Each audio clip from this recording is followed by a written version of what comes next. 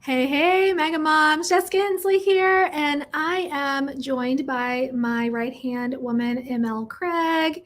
Hey, ML. Hey. And so, if you don't know, I run a micro team. So, you've heard the term mega team before, ML, but I mean, you're not really part of the real estate industry, or you weren't before you started working for me. Had you ever heard the term mega team? I had not. I didn't know anything about real estate at all. Okay, so a mega team, in case you don't know, is where you have you have a team leader and they have a lot of agents, and typically they're closing like 500 or more homes a year. I mean, and it's hard to even imagine that. But our team, we close between 100 and 150 homes every single year in this micro team model. And what I've noticed is there's a lot of people in our group that are talking about maybe forming teams, or they've been on teams, or maybe they're solo and they're like, I need help, but I don't know where to start. So I thought that what we could do today is we could peel the curtain back and we could talk about our structure and what is a micro team? What do you do on the team? How do you feel about it as a team member of a micro team? So everyone that's watching right now, if you're watching us live on Facebook, if you could comment and let me know where you're serving, and also tell me if you're a solo agent, team leader, mega team leader, expansion team leader. Like, tell me your setup. Tell me what your dynamic looks like for your real estate business. I feel like most of our members are in the solo agent phase. There's a few that are starting that team process, and it can be scary. It can be scary to go from solo to having a team. Have you noticed that, ML? I mean, you've been talking to our members too.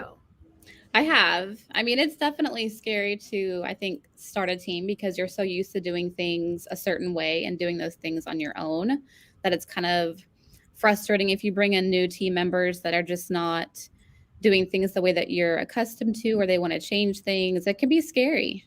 It's hard to Yeah. let go of that control, but also having that team is so, it's functional and it's easier to streamline things, and so it works for Yeah, us.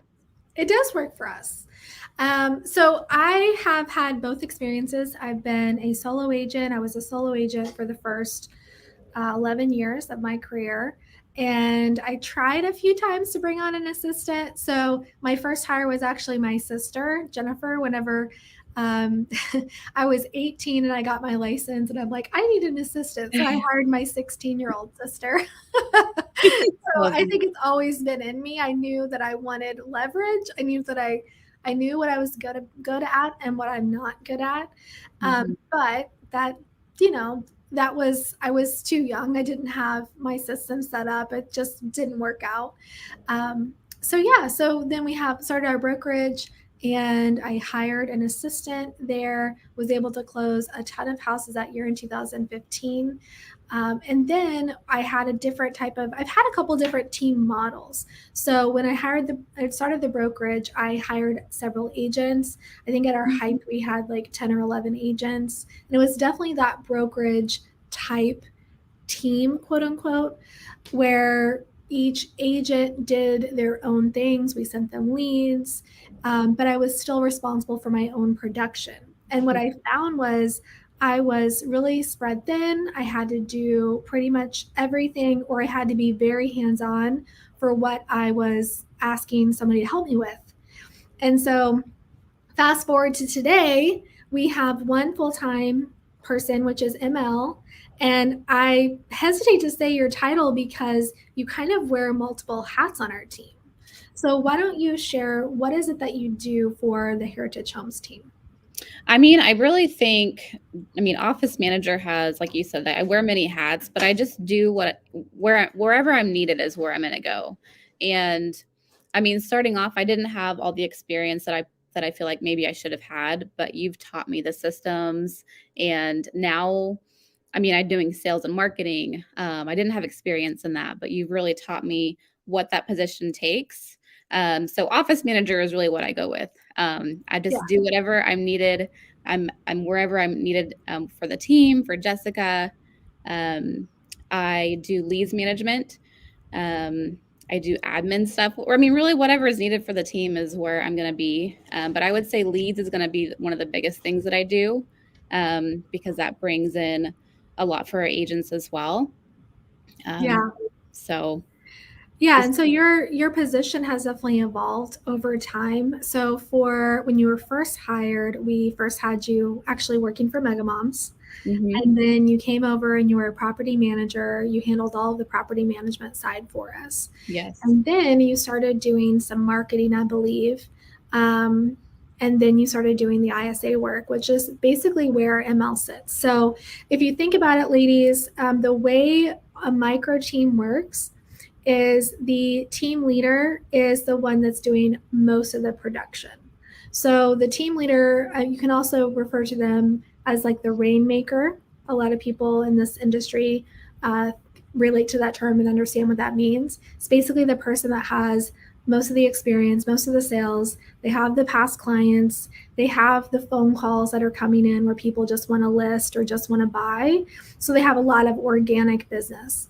And what happens with this rainmaker or this team leader that's starting to see this great success is they have too many opportunities. And so they feel like they're spread too thin. They feel like they don't have enough time in the day. They feel like, oh my gosh, I'm dropping balls because I have too many things going on.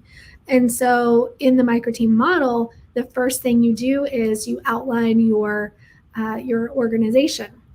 So, understanding what different departments and different roles that you're already doing yourself is so important. I talk about how really the first step to finding an assistant or hiring is to hire yourself because you need to know what systems you want in place and how you want your team to run in order to bring on a team member to effectively be that person for you, right? So right, for me, one of those things that you do is you're in my Facebook all the time. yes, Yeah, and so the way that happened is we already kind of had a system in place that I had refined, so to speak. And not that you haven't improved it because you have, but I think having the base of here's how you do it, here's what we expect, that helped a lot. Would you agree? oh for sure, yeah. You already had those a system in place, and just kind of streamline, well, I mean, landing that and just continuing to grow it, I think has really helped. So I get in Jessica's Facebook and I messages her. And so we're getting a lot more feedback, a lot more engagement on Facebook and Instagram, just because she already has a very large presence. So just continuing that engagement over time has really, I believe, helped in our small business. So What would you say is something that we do that really helps you as a team member have security in your position and just to know that what you're doing is making a difference? um, I mean, we are meeting every Monday. We're staying on track. We're staying in communication. I have a very outlined job description, so I know what's expected of me.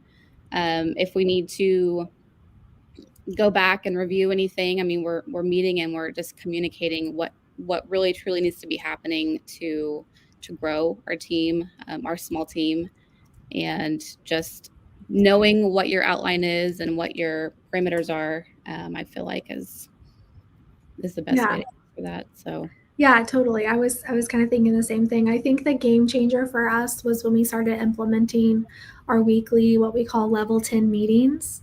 So we have a very clear outline and we try to follow it for the most part. Sometimes there's some deviation, but we have our clear outline of what we're going through, who's reporting what, and what metrics that they're going to report every single week. So something that ML is responsible for on our team is she is our leads manager and she also does marketing. So those go really hand in hand mhm. because she's putting the content out there that's supposed to get some results and then she's measuring the results with the leads. And so what would you say, like tell them what your expectation is as far as phone calls, connections, getting people approved, things like that? So first, we've created a leads tracker spreadsheet so that all the agents, all the team members can go on to that spreadsheet and look to see how many connections we've had, how many phone calls the office is making, how many leads have actually converted over to our agents. So it's really good to be able to visualize and see this as a whole team as well. But we have metrics that we follow as far as how many calls need to be made, how many connections need to be made, how many Zillow calls we're making, how many home, I just forgot the word, how many, Valuation? yeah, how many Valuations, home yeah. valuations are being requested through our website on a daily basis or a weekly basis. So there's just very clear metrics that I think really helps our team to stay connected to each other whenever we're not all in the office. We're seeing how many new leads are coming into the office, how many of those have been connected over and transferred over to an agent.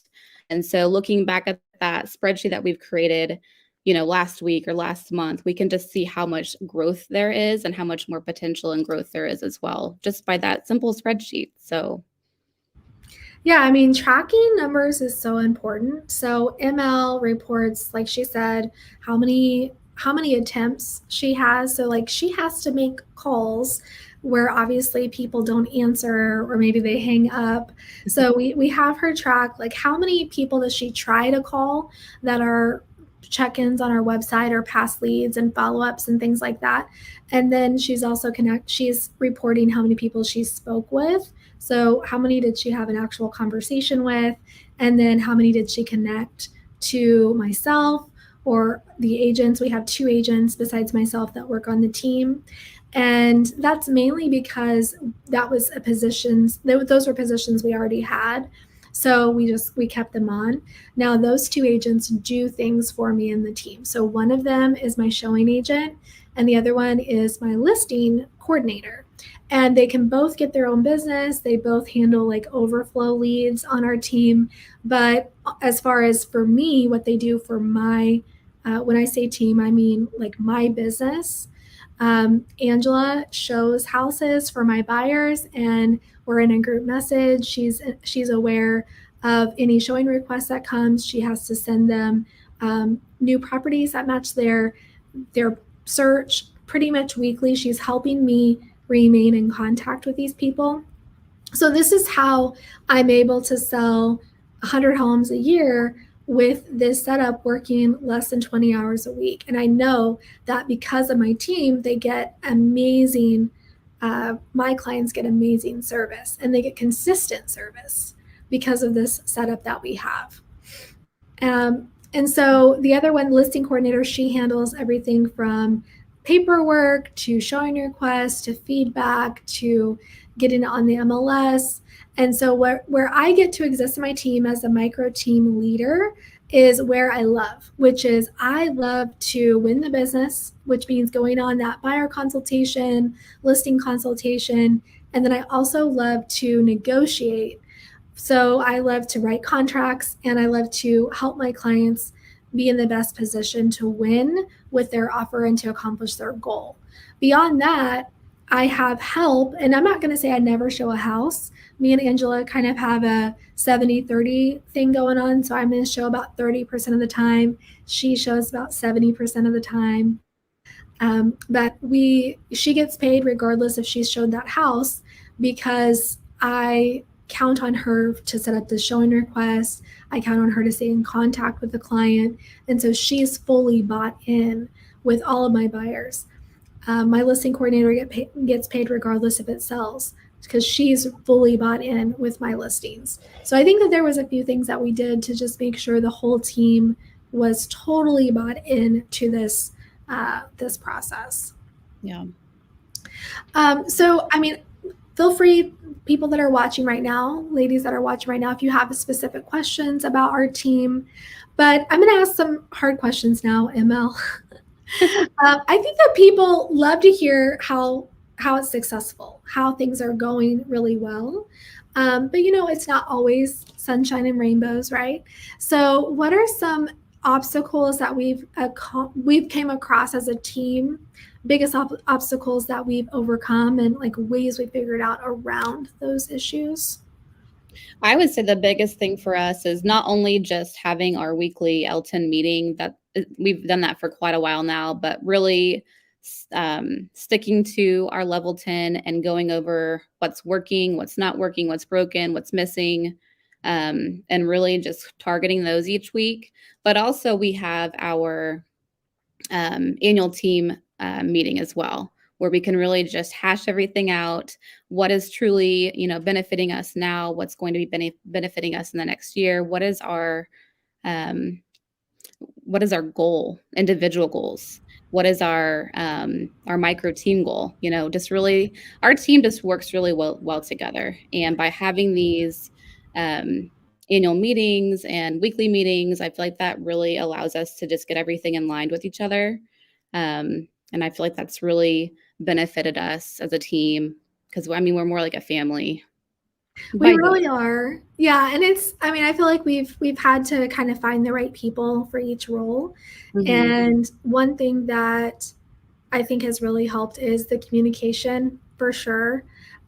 We all have such great relationships with each other, and I know that that's hard to find, but I think that was possible whenever I truly defined here's the roles, here's what you're doing, here's how you get compensated, because that's whenever I would have issues in the past when things weren't the same, were continually changing, processes were continually changing, comp was continually changing, those kind of things. Not that we don't ever have changes now, but I think that that was probably a source of contention in the past was change, constant Probably change. so, yeah. And of course, that's gonna continue to happen, but with change, there's also results and growth, which we're seeing individually as well. So, I think Yeah. that's just really worked for us, for sure. Well, and the other thing is your attitude about it and like each team member's attitude about it. Not and I don't feel like we're changing as much as I did in the past. Mhm. But I think for me, whenever I would change a role or change something that was going on, it was because I was looking for the right setup to make everyone happy. And Right. whenever I stopped trying to please everyone else and I decided, okay, here's what I want. And this is something that I've had a lot of team members tell me before. And ML, you tell me this a lot too. It's like, Jessica, this is your business. Mhm. Yeah, and I think that that's hard, and I mean maybe different for different personality types. But we read this morning in our team meeting. We were reading our Cloverleaf, which if you don't know what Cloverleaf is and you're a team leader, you should check it out. But it's basically like a combination of a lot of different personality assessments, Enneagram, um, Myers Briggs, DISC. So there's like 5 or 6 different personality tests and it gives you these coaching tips every day. And it's not just to me as a team leader, but my team gets it. And something that I think ML shared and maybe Madison was that I like to make everyone happy. And so I base my decisions on how is it going to make everyone feel. And so that's actually been something that sabotaged me in the past. I've not protected my peace, my business, because I've been too concerned with what everyone else is going to think. But you know what? It is my business. And Mhm. it's okay. It is okay for me to say, here's my core values, here's what's important to me. And I think that we work so well today because you guys all align with my core values. Yes. I can't say that for some people that have worked for us in the past. In fact, they've opened my eyes to what is my core values. It's like, oh, I see that that particular trait, it's just against, we're just not in alignment, right? It's just against my values. And one of those things is being okay with change, Yep. right? Thinking outside the box and embracing change, always wanting to grow, always willing to learn and grow. That's on our core values list. And I think that ML, you're a great example of that. Well, thank you. I'm trying to think what else we could share that's maybe helpful and insightful on how to start this team. But I know that I can't imagine having a real estate business anyway else, right? I don't want to go backwards. I love our team setup. I love the support I get from you ladies. Okay, when did you decide to do a micro team? Was it once you reached so many transactions? Great question. So I'm actually training other agents how to build micro teams, and I actually am writing a book on it. It's currently being edited. And so what I recommend is if you have maybe two transactions a month that you're ready to bring on that like part-time person. And then when you get to 50 transactions, then you're ready to bring on a full-time staff member. Now, one thing I will say, caveat to that, no matter how many transactions you're doing, if you struggle with paperwork and that's not your strong suit, I would recommend hiring a transaction coordinator right off the bat. Because and when I say that, I mean a transaction coordinator company, not somebody that's in-house that's only working on your transactions. Hire someone that's their specialty, they have a proven process, they have a checklist, they're going to elevate your client experience, and it's going to take off the pressure. Because something that I hear a lot from our clients is, I want communication. And if you are not, it's kind of like the chicken or the egg sometimes in real estate. What I see is these new agents, they're like gung ho and excited about business. And so they prospect, and then they get business, and then they stop prospecting. They stop trying to get more business because they're like, I got to take care of this client. And obviously, you should take care of your clients. But if you let off the gas on the prospecting, you're going to end up having this like roller coaster of a business. You'll have 2 or 3 transactions, and then you'll go 2 or 3 months with nothing. And then you'll have a couple transactions and then months with nothing. And that's because you're not prospecting. All of your focus is going on putting out fires, answering questions. And so when you put some systems behind that by hiring a transaction coordinator, you give your clients a consistent experience. And there's other things you can do for that as well, like giving your clients updates on a weekly basis, having a very clear path that they go through that automates some of the process. But hopefully that answers your question. The first hire should be your transaction coordinator if you struggle with paperwork. And once you get to that 24 transactions, then your next hire should probably go to helping you win more business. I don't have a transaction coordinator company, but I would ask the brokerage that you're with, and also maybe ask other top producing agents in the area. To me, it makes more sense to do local with that, to find a transaction coordinator company that's or coordinator period that is local to your market, because they're going to know, like, have good relationships with the title office and the lenders and the appraisers and the inspectors. They're going to have all that information, as opposed to like a VA or somebody in another state. They're not going to have all of that information at their fingertips. So, something else that's really fun that I wanted to talk about, and we don't have to share details yet, but ML, you've really found your passion by working here, I feel. Yes. Mm-hmm. And you didn't even know that you loved this. I didn't. It was actually kind of terrifying because I didn't know. I mean, there was a lot of unknowns, and I feel like a lot of my position in the beginning, I felt like I had to have a real estate license in order to do these things because I had a passion in them. But I mean, that was not a requirement. And I mean, I've always had a passion for helping people, and I love to work for people and see outcomes and just see the joy that it brings them. And I love making those relationships. And I feel like working with you and with our team, it's just there's every day is different, but we get to work with so many amazing clients. I get to do the back end, which I love. And just, loving on our clients and doing appreciation events.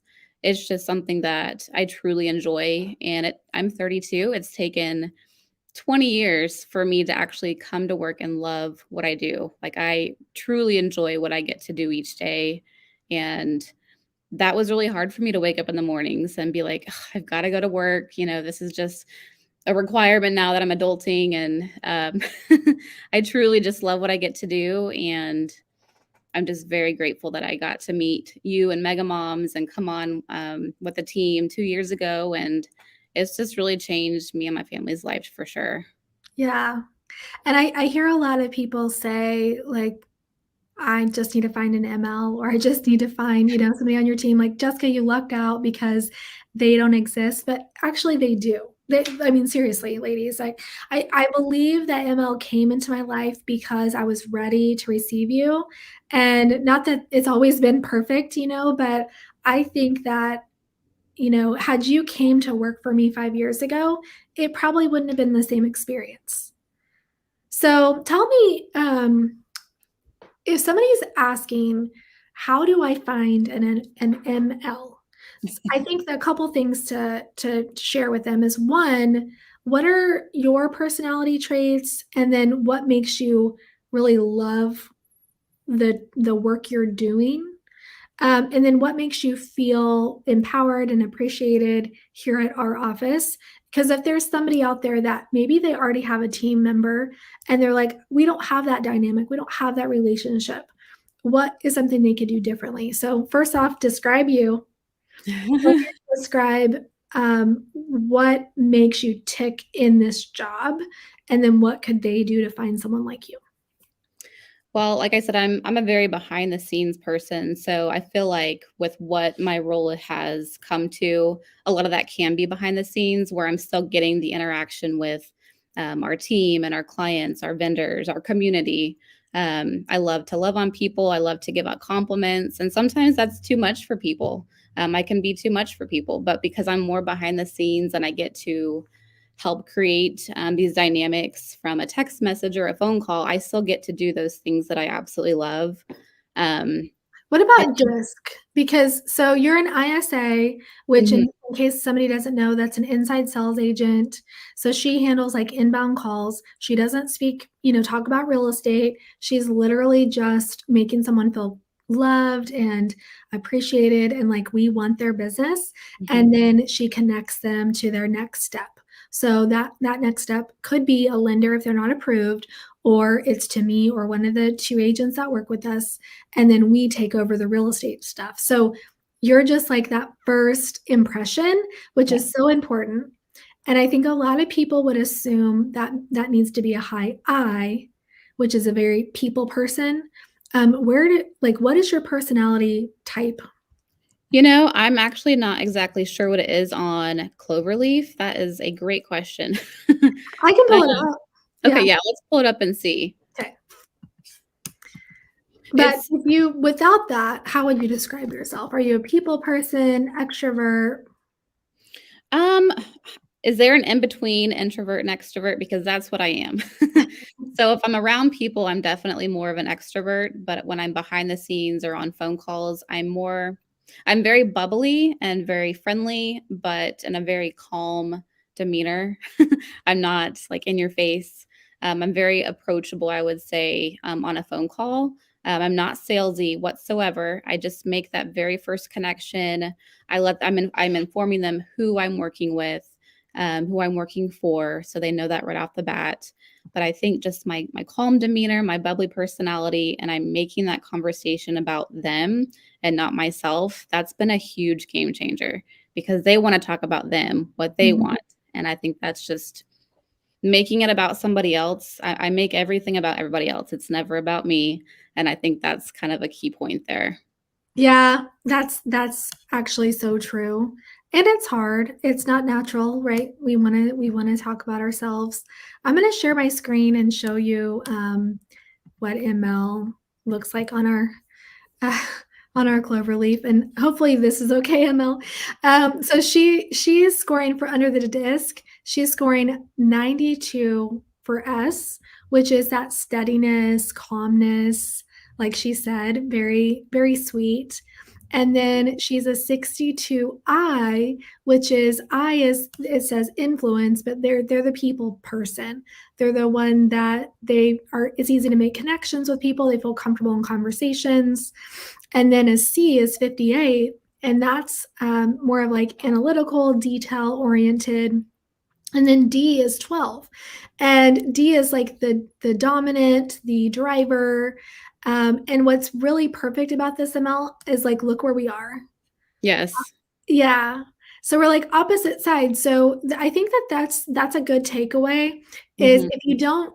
if you're going to hire someone, really understand yourself first, understand your strengths and your weaknesses. And that goes not just in personality styles, but that goes in your business. So for example, I know as a high D, high I, like paperwork is my not my strong suit. It's my weakness, right? I can do it. I can be detailed, but I don't like to. And so I need to find people that love that, that Mhm. thrive on that, right? And so you and Madison and even Ty, you guys are like you are very detail oriented people, so you can make up for my weakness. Yeah, and I think that's another key point is we love to do those things, and finding out what your new hire is truly passionate about. Like I love to create spreadsheets. I love keeping databases clean and organized. I love processes. Um, I, I enjoy paperwork. Probably not as much as Madison. Nobody can. She's laughing. Nobody likes paperwork as much as her. But as far as like just keeping things organized, and like my passion is to really keep Jessica organized. I enjoy to do that. I enjoy the reminders. I enjoy that admin role. It's just something that I've had a lot of experience in, and I thrive in that. And I thrive to do better each day. So finding somebody who truly has that core passion for that position may be difficult, but that's truly what you need to be looking for, is somebody who's just passionate about coming to work and doing what they do for you. And I think that, the takeaway is that person does exist. Trust Mhm. me. And, something I've said before is if you build it, then they will come. You really have to build it first. You have to build your organization. You have to understand what it is you need. You have to understand yourself. And then you need to do those things first, and then you can hire. I made the mistake of hiring before I figured those things out, and it just ended in heartbreak. Mm. It was really tough because I wasn't ready. I wasn't the type of leader I should be. I didn't have the systems. I didn't anticipate potential issues that could come up, which is why I found it so helpful to to write this book, to create this course so that I can show other successful agents like, here's all the mistakes I made. Here's our game plan. Here's my employment agreement, my independent contractor agreement, my policies and procedures manual, like all of these things that are so important because the thing is those things will come up. They even come up for us. Like we even talked the other day and I'm like, well, remember the policies and procedures, and so I was able to go back to it. And that's a much easier conversation than like, I'm in the moment, I'm heated, or we are, and it's like, oh, well, no, I don't like that. And you can't do this, or I don't want to do this. It's like, no, here's something we've already gone through, we've already discussed. Here's the plan with it. It just makes it so much less personal. Yes. It's just like, here's our plan, and it's, oh, okay, yeah, that makes sense. And ML is actually going to be offering some services to our mega moms. We're going to be announcing this soon, but she's going to do it. She's So what I think is so cool, ML, is you came to us 2 years ago, and I feel like you found your passion. I love having you work here, and I think in some ways you probably wouldn't have branched out or thought about even taking this, Absolutely passion not. to a next step without us, right? Without just Absolutely like not. not knowing it was possible. Mhm.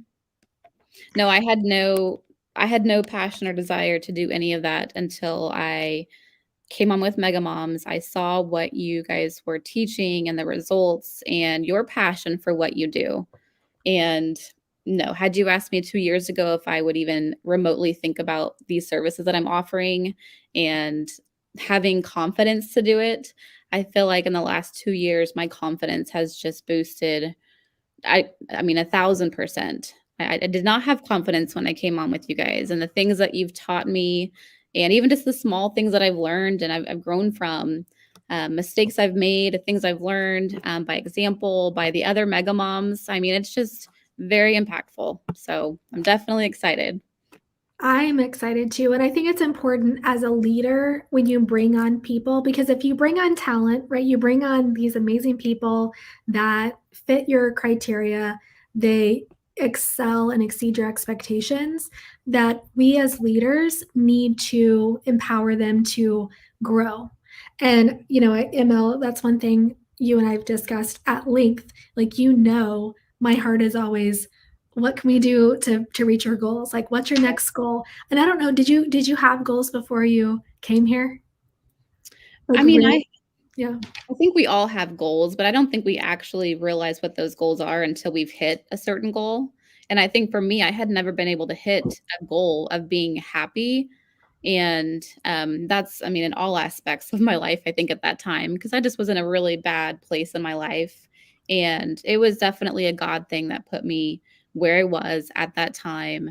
And I just feel like I'm now able to see God's plan. I'm now able to see that I can reach those goals because I have such an amazing support system, a family, friends that I get to work with and that just support me through maybe their crazy goals.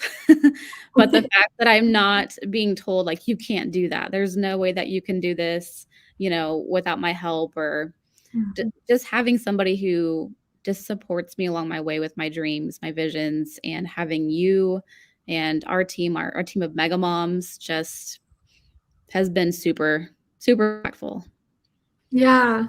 I think that as a leader, you have to expand your world to grow as the people with you grow. And that's what I want to do in this next step. And I'm so excited. And of course, I have to rein myself back because I also go to, like, oh, you could do this and this. And it's like, no, let's just like start with one thing, one step at One a thing at time. a time. So a few, again, we're not going to announce like what ML is actually doing yet. That's probably going to come next week. But um, one thing we can say is, ML, you've taken an active role within our coaching company, Mhm. and you are now a success coach in the inner circle, which means you're the primary one that's generating leads for our team. And she's bringing in anywhere from 5 to 10 qualified buyers for our team every single week. And she's done that consistently since she started this position like a year and a half ago, I believe. It's, or Mhm. going on 2 years actually, Yeah. very close to 2 years now. So she's had a chance to do trial and error to do exactly what it is we teach in the inner circle. She's the one that implements that on my team. So if you're not part of the inner circle, you should consider joining, because every the first Tuesday of the month, you get to talk to ML and myself all about how to generate leads and opportunities for your business. So if consistent business sounds good to you, that's where you're going to find that information, is in the inner circle. And then for those that are considering building a team, ML is now answering questions once a week. Well, actually, my team is all taking turns, but each position on my team is answering, here's how I do my job. Here's my system and process for this specific thing. Here's how I report success. Like, answering all the questions that go along with a client experience coordinator, the marketing director position, the ISA position. And those are the things that ML does. She does those 3 roles or job descriptions on our team. So those are the things that ML is doing. I'm so excited that you're a success coach and that you're sharing. I think that's another thing you've probably surprised yourself with.